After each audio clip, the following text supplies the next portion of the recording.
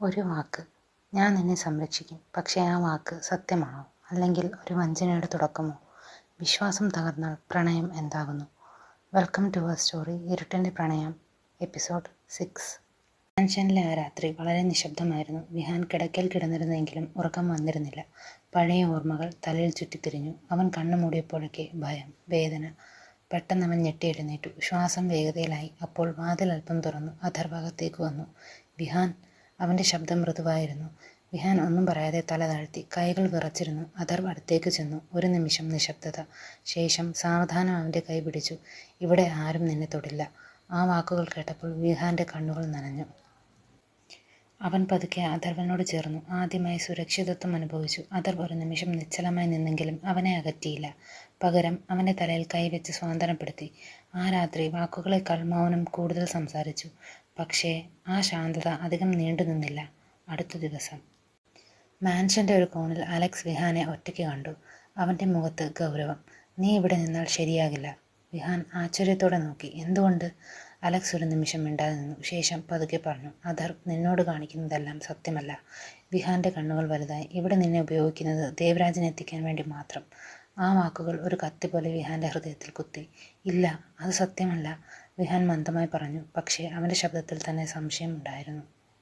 Alex അടുത്തേക്ക് വന്നു. പോകൂ, ഇപ്പോൾ തന്നെ. അവൻ്റെ ശബ്ദം ഉറച്ചതായിരുന്നു. ഇത് നിനക്ക് നല്ലതല്ല. അവൻ തിരിഞ്ഞു നടന്നു. വിഹാൻ ഒറ്റയ്ക്കായി. മനസ്സിൽ സംശയം, ഭയം, വേദന. അവനൊരു തീരുമാനമെടുത്തു. മാൻഷൻ്റെ വാതിൽ പതുക്കെ തുറന്നു. വിഹാൻ പുറത്തേക്ക് നടന്നു. അവൻ തിരിഞ്ഞു നോക്കിയില്ല. പുറത്ത് ഒരു കറുത്ത കാറ്. വിഹാൻ പ്രതികരിക്കും മുമ്പ് അവനെ ആളുകൾ പിടിച്ചു. വിടൂ. വിഹാൻ പോരാടാൻ ശ്രമിച്ചു. പക്ഷേ അവൻ ബലഹീനനായിരുന്നു. കണ്ണുകൾ അടഞ്ഞു.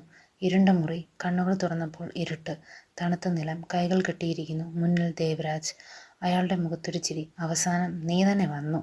വിഹാൻ ഒന്നും പറഞ്ഞില്ല. അഥർവിനെ തകർക്കാൻ എനിക്ക് വേണ്ടത് നിന്നെയാണ്. അയാൾ ചിരിച്ചു. ഗാർഡ്സിനെ നോക്കി ഒരു സിഗ്നൽ കൊടുത്തു. അടുത്ത നിമിഷം വേദന. വിഹാൻ ശബ്ദമില്ലാതെ സഹിക്കാൻ ശ്രമിച്ചു. പക്ഷേ കണ്ണുകളിൽ വേദന നിറഞ്ഞു. മാൻഷനിൽ വിഹാൻ പോയെന്ന വാർത്ത കേട്ടപ്പോൾ അഥർവിൻ്റെ കണ്ണുകൾ ഇരുണ്ടു. എവിടെയാണിപ്പോൾ? അവൻ്റെ ശബ്ദം അപകടകരമായി താഴ്ന്നു. അവൻ ഇനി ആരും നിയന്ത്രിക്കാനാകാത്തവനായി മാറി. ഒരു കൊടുങ്കാറ്റ് പോലെ അഥർവ് നേരെ ദേവരാജൻ്റെ സ്ഥലത്തെത്തി. വാതിൽ തകർത്ത് അകത്ത് കടന്നു. ഗാർഡ്സ് തടയാൻ ശ്രമിച്ചു. പക്ഷേ അവൻ ഒരാളെയും വിട്ടില്ല. കോപം, ഭയം എല്ലാം ചേർന്നൊരു കൊടുങ്കാറ്റ്. അവസാനം ഒരു മുറിയുടെ വാതിൽ തുറന്നു. അവിടെ വിഹാൻ. ചുറ്റും രക്തം. ദുർബലമായ അവസ്ഥ. അവൻ്റെ കണ്ണുകൾ തുറക്കാൻ പോലും കഴിയുന്നില്ല. വിഹാൻ. ആ ശബ്ദം വിറച്ചു. അഥർവ് ആദ്യമായി ഭയപ്പെട്ടു. അവൻ വിഹാനെ കൈകളിലെടുത്തു. ആരും നിന്നെ തൊടില്ല എന്ന് പറഞ്ഞതല്ലേ? ദേവരാജ് മുന്നിൽ വന്നു. നീ ജയിച്ചു എന്ന് കരുതുന്നോ? അഥർവ് പതുക്കെ തിരിഞ്ഞു. കണ്ണുകളിൽ തീ. ഇവൻ ഇനി എൻ്റേതാണ്. ഇവനെ വീണ്ടും തൊട്ടാൽ നിന്റെ ലോകം ഞാൻ തകർക്കും. ഒരു നിശബ്ദ വെല്ലുവിളി. മാൻഷനിലേക്ക് മടങ്ങുമ്പോൾ വിഹാൻ അഥർവിൻ്റെ കയ്യിൽ. അവൻ അല്പം കണ്ണു തുറന്നു. നീ വന്നോ? അഥർവ് മൃദുവായി പറഞ്ഞു. ഞാൻ വരാതെ ഇരിക്കുമോ? ആ രാത്രി ബന്ധം മാറി. ഇത് പ്രണയമാണ്. മാൻഷനിലേക്ക് തിരിച്ചെത്തിയ ശേഷം വിഹാനെ നേരെ ഒരു മുറിയിലേക്ക് കൊണ്ടുപോയി. ഡോക്ടർമാർ ചികിത്സ തുടങ്ങി. അഥർവ് പുറത്തുനിന്ന് കൈകൾ മുറുക്കി പിടിച്ചു. അവൻ്റെ മനസ്സിൽ ഒരേയൊരു ചിന്ത, ഇത് ചെയ്തവൻ ജീവിക്കില്ല. കുറച്ച് മണിക്കൂറുകൾക്ക് ശേഷം വിഹാൻ കണ്ണുകൾ തുറന്നു. മങ്ങിയ കാഴ്ച. വേദന ഇപ്പോഴും ശരീരത്തിൽ. അവൻ അല്പം തിരിഞ്ഞു നോക്കി. അവിടെ അഥർവ് കണ്ണുകളടച്ച് കസേരയിലിരിക്കുന്നു. പക്ഷേ ഉറങ്ങിയിരുന്നില്ല. വിഹാൻ അല്പം ചലിച്ചു. അഥർവ് ഉടനെ കണ്ണുകൾ തുറന്നു. വിഹാൻ. അവൻ അടുത്തേക്ക് വന്നു. വേദനയുണ്ടോ? ആ ചോദ്യം മൃദുവായിരുന്നു. വിഹാൻ അവനെ നോക്കി. ഒരു നിമിഷം മിണ്ടാതെ. ശേഷം, നീ എന്നെ ഉപയോഗിക്കുകയായിരുന്നു അല്ലേ? ആ വാക്കുകൾ അഥർവിനെ നിശ്ചലമാക്കി.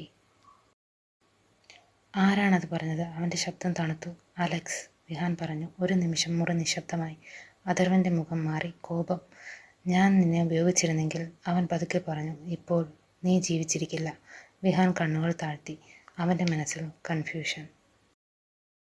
അഥർവ് വീണ്ടും വിഹാൻ്റെ അടുത്തേക്ക് വന്നു. അവൻ്റെ കണ്ണുകളിൽ ഈ തവണ കോപമല്ല, പകരം ഒരു പൊസസീവ്നെസ്.